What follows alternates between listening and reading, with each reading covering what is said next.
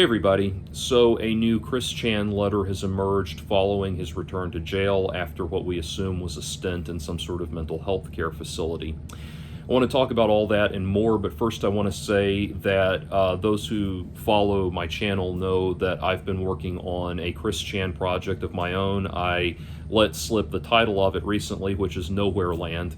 And so Nowhere Land has 20 segments. 18 of them are finished, ready to go. The post-production is done. They are completely ready to go. The reason I did it that way is because I was hitting writer's block on the last two segments. I knew what I wanted to say and what I needed to say. I just didn't know how I wanted to say it. And so while I was waiting for the writer's block to subside, I just stayed busy by doing the necessary grunt work that I needed to do on all of the other segments. So that's what I've been up to. Nowhere Land is getting very near completion, and as I've said before, this is not merely a Chris Chan documentary. This is exploring it from an artistically driven angle, from a from the standpoint of it being an art project, and as such, it's going to hit things from a different angle, and I would like to think that it will make the Gamer from Mars doc and the Geno Samuel doc seem like, Mutual of Omaha nature documentaries by comparison. So, if this comes off the way I wanted to, this is going to be more like if Lars von Trier made a movie about Chris, than just simply reading the quickie and reciting, interesting events from his life. But we'll get to that when it comes out. I know I've been very vague, but once the project is complete, I will submit it for release, and I have a scheduled time frame in mind for that. So once all that's set up and it's ready to go, that is when I will do a video saying exactly what Nowhere Land is, exactly what it is, what to expect, what to look forward to. I wanted to make sure that I had the whole thing in the can and ready to go before I went public with it, because I wanted to make sure that I actually got it done and didn't build up a bunch of hype for something that ultimately never happened. So anyway, so that's the update on Nowhere Land, and yes, Nowhere Land is a reference. The name is a reference. Anyway, so let's talk about this new letter that has emerged. So first of all, it begins as we would expect it to. Chris says that you will have to wait until the publication of the Goddess log to find out what happened for the last 2 months and all of that.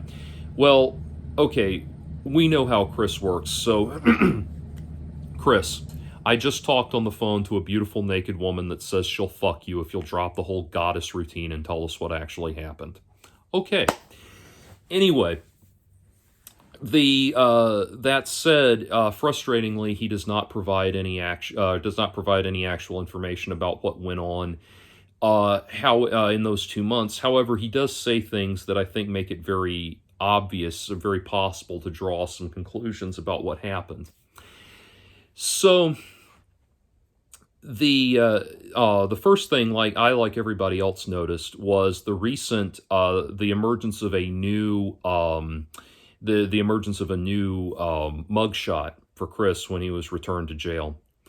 And if you notice in his first mugshot, other people have pointed this out, but if you notice in his first mugshot, he's standing there smiling up at the camera with, shoulders back, with a very proud stance, smiling at the camera, and he looks like a defiant toddler in that picture, versus the most recent mugshot where he looks completely drained of any amount of hope or spark of life or anything. He just looks completely worn out.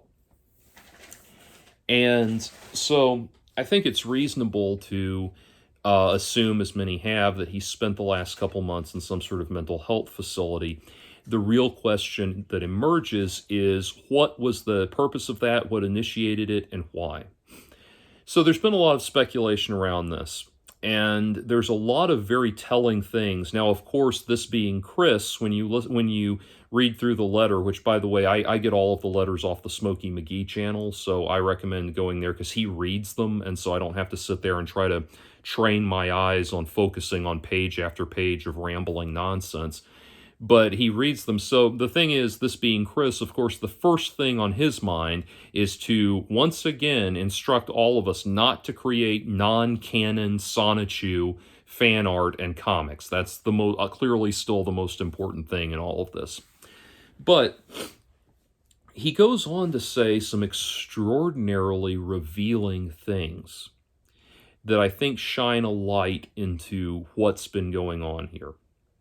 Now, it's been the speculation around his transfer to an unknown facility the speculation has largely been that something to the effect of, he had some sort of meltdown when he found out he wasn't getting to go home after the most recent the most recent court date.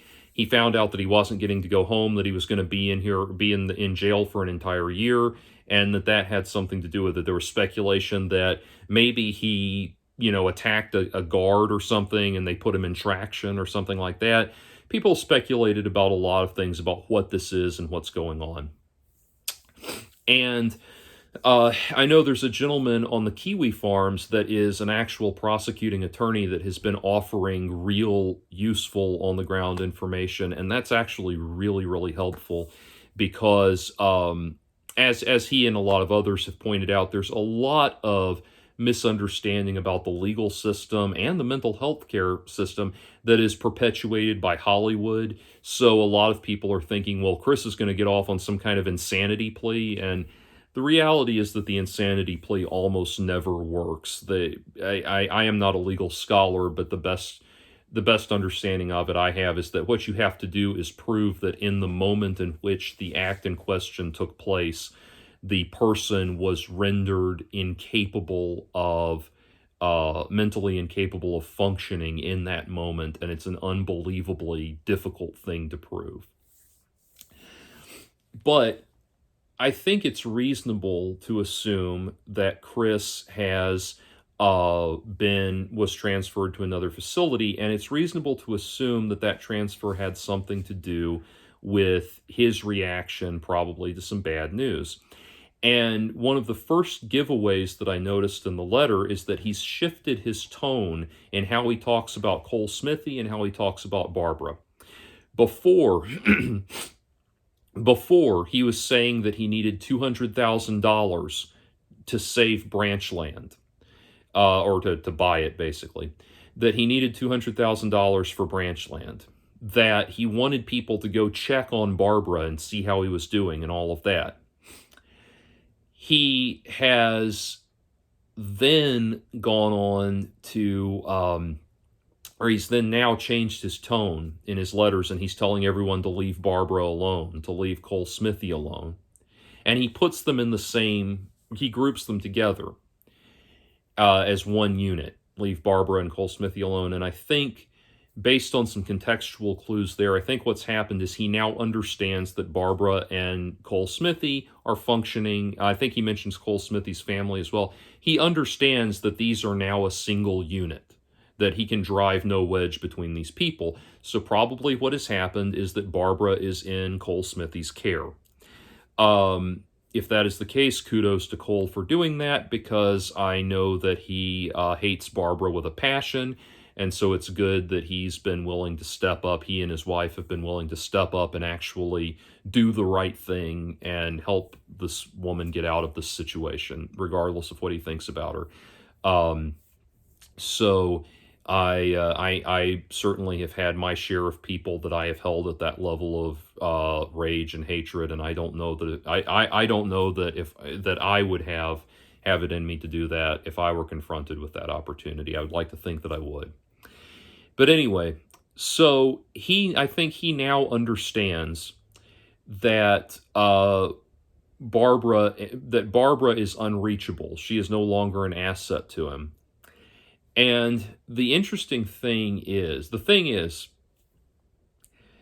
I don't want to be sensationalist when I say this, but we need to, I think, acknowledge that Chris is probably we know that he is a toxic narcissist, irrespective of the naivete and the childish nature that's brought on by the autism.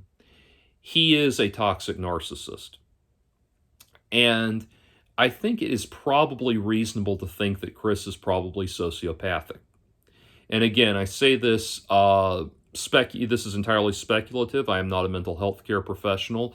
I will emphasize, as I have before, if you're just coming to this video, I am autistic myself. I am on the spectrum. I am infinitely more high functioning than Chris is, obviously, but that is why this issue remains interesting and important to me, because it does have a personal resonance that way.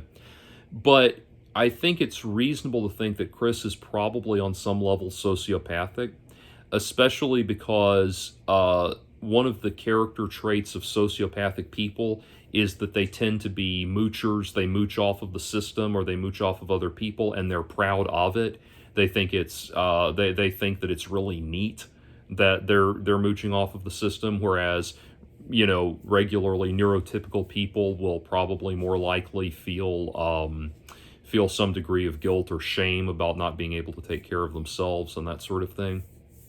And so I think Chris is somebody who thinks in terms of whether or not people are assets to him.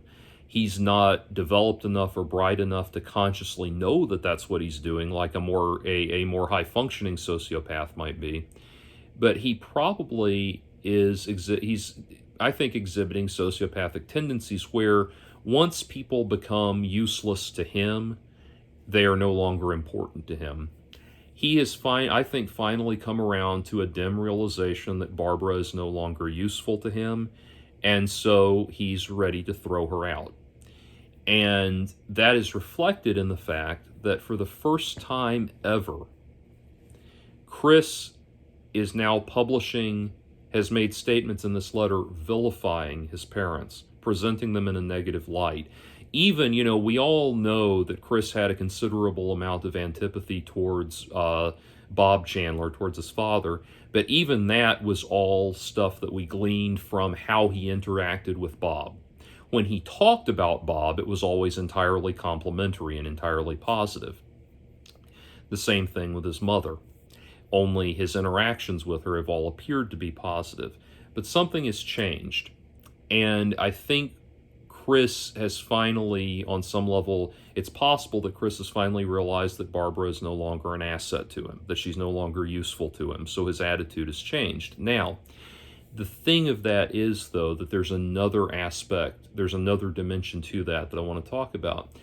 In this letter, Chris talks in this letter,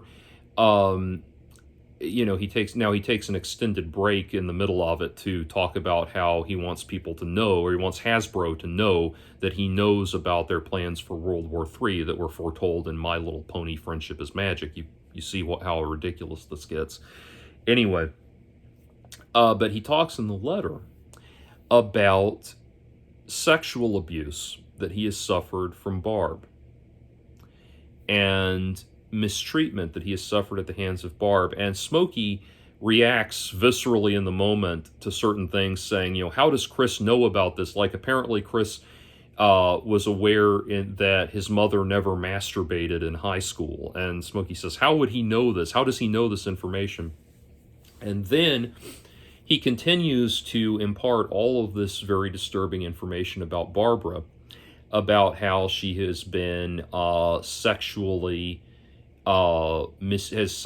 mistreated him, or crossed a lot of sexual boundaries with him. For example, he talks about how when he told his mother that he'd lost his virginity to a prostitute, she told him that she would have been willing to take his virginity if he had come to her and asked her to do it, which is certainly a very, very, very unorthodox thing for a mother to say. It certainly crosses considerable boundaries in the parent-child relationship and all of that, and especially because she's talking to somebody that she knows has diminished capacity and, despite being an adult, is functioning on the level of a child.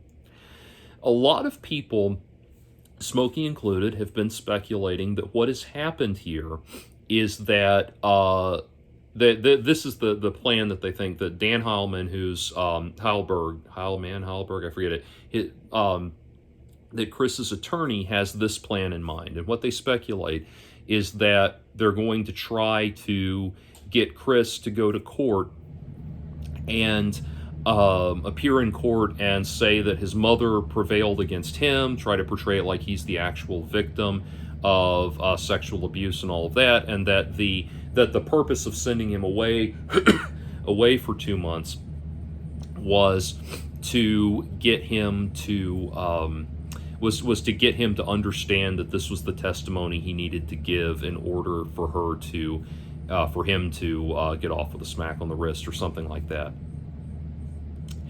The prosecuting attorney that I mentioned that posted on Kiwi Farms, I've not read his actual thoughts on this, but someone else who already read it summarized it to me, that he said that that's unlikely to happen. That's highly unlikely to be the case. So what has happened? What's the reasonable speculation about what has happened? And I think probably what has happened is that they have finally conveyed to Chris, to some extent, the severity of his actions and the severity of his situation. Probably what happened was his lawyer arranged for him to be put away in a mental institution for a couple of months so that he could then say, okay, if you don't start cooperating, this is where you will end up forever.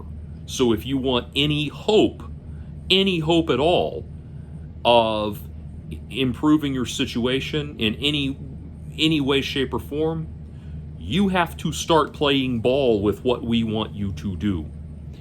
That is probably what has finally been conveyed to Chris. It has finally been conveyed to him that he is not, that his situation is dire. He's probably no longer holding out any hope that he can go back to Branchland. Now, Chris is functioning at about the level of a 8 or 9-year-old, so that's probably as far as the realization has gotten.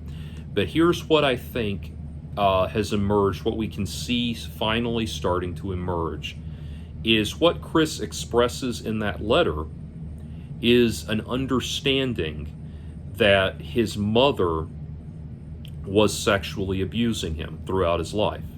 That is what is conveyed in that letter, and it's not only implied, it's more directly stated. So he has finally come to an understanding that his mother was sexually abusing him, and that he was actually being victimized in a real way by someone that he never thought was victimizing. All of the other stuff that, or a lot of the other stuff that he's done about being victimized and being a victim and all of that stuff, a lot of that has just been whiny bullshit. We know that. Now, when I say that, what I'm talking about is things like the Mary Lynn Walsh thing. The Mary Lynn Walsh did absolutely nothing wrong. She handled the situation correctly. He was being a nuisance on campus. She was right to discharge him. The Michael Schneider thing.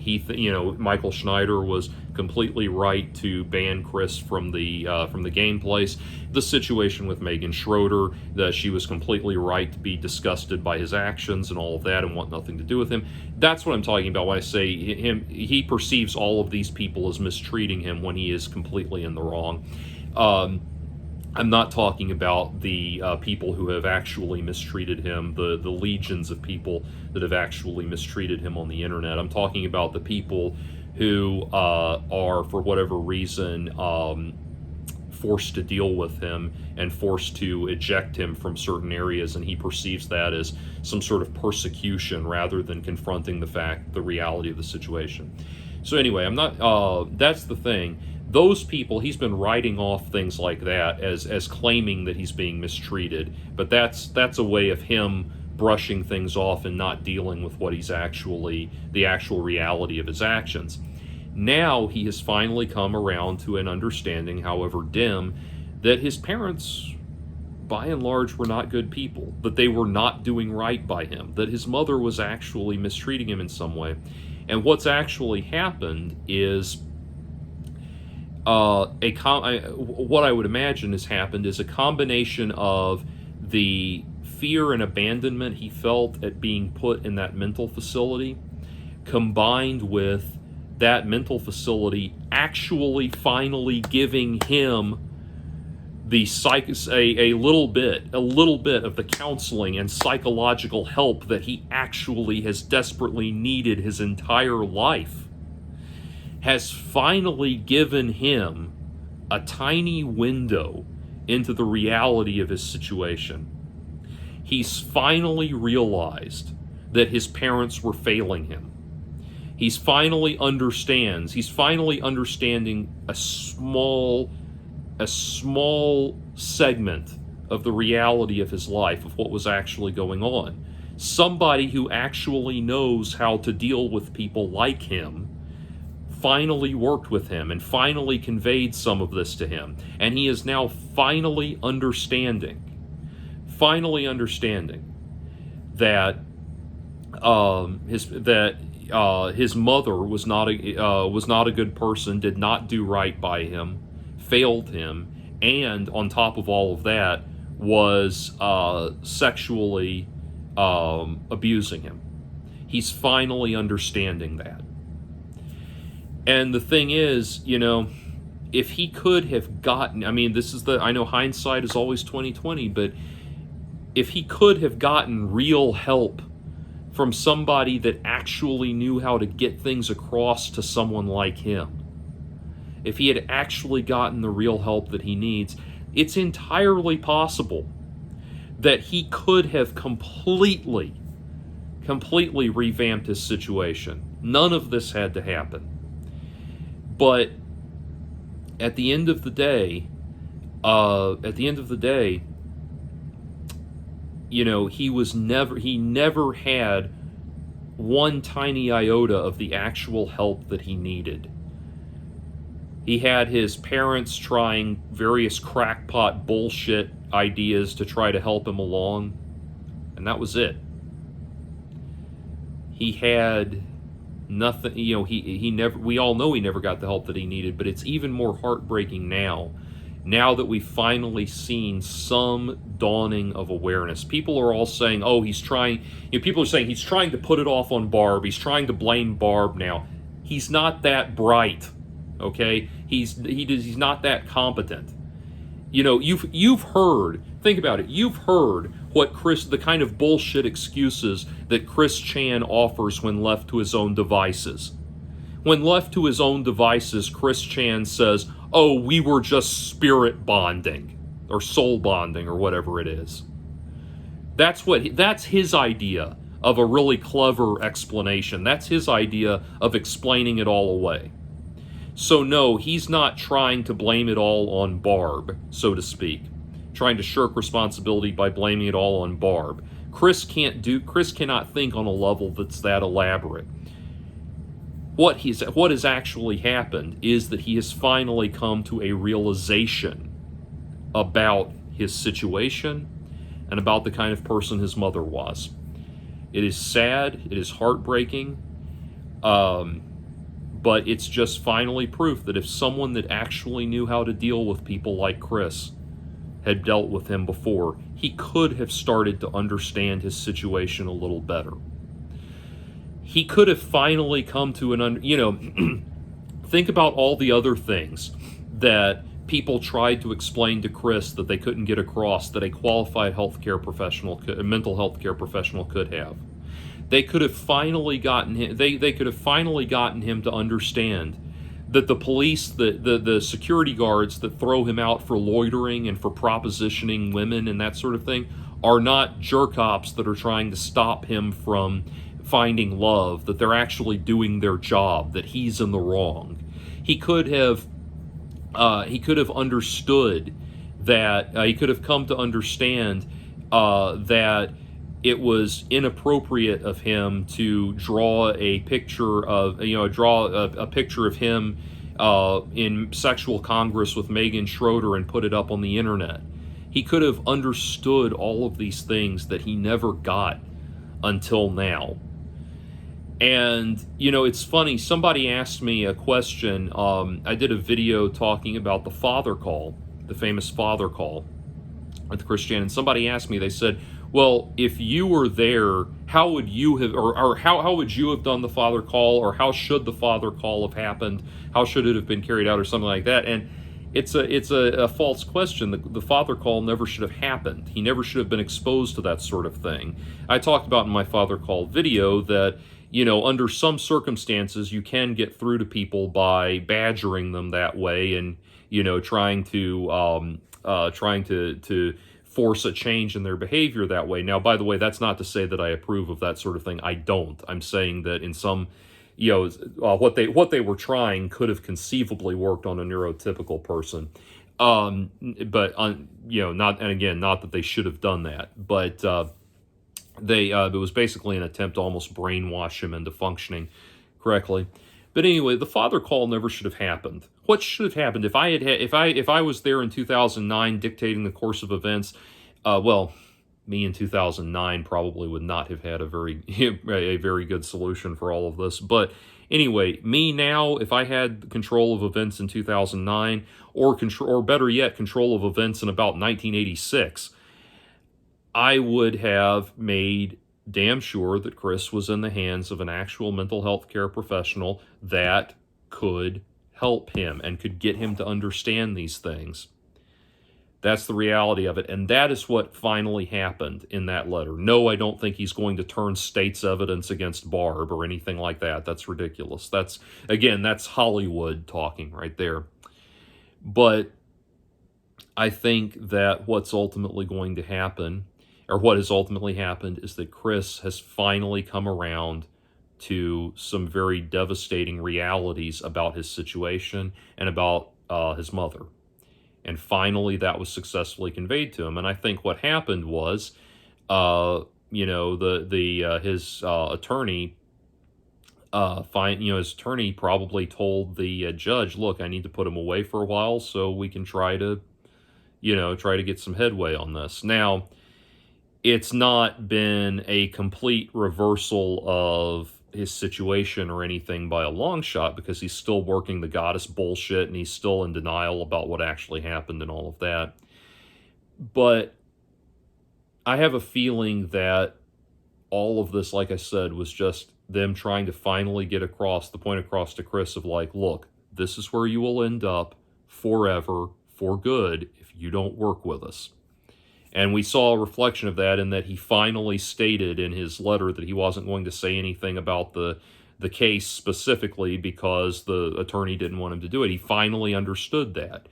Versus, I'm sure he was, versus being, I'm sure, every bit the defiant toddler with his attorney that he was with the prison system and the judge and everything else. So they finally gotten across to him so that when he goes to court the next time and appears in court, he won't just sit there and seethe until he blurts out some disrespectful thing to the judge or something like that. So that is where we stand. I personally had hoped that Chris being put away in some sort of mental health facility was going to be a permanent thing, and that the July 28th hearing would just be an opportunity to tie up any loose ends, make sure all the paperwork was in place or whatever, and say, like, we finally have him put away.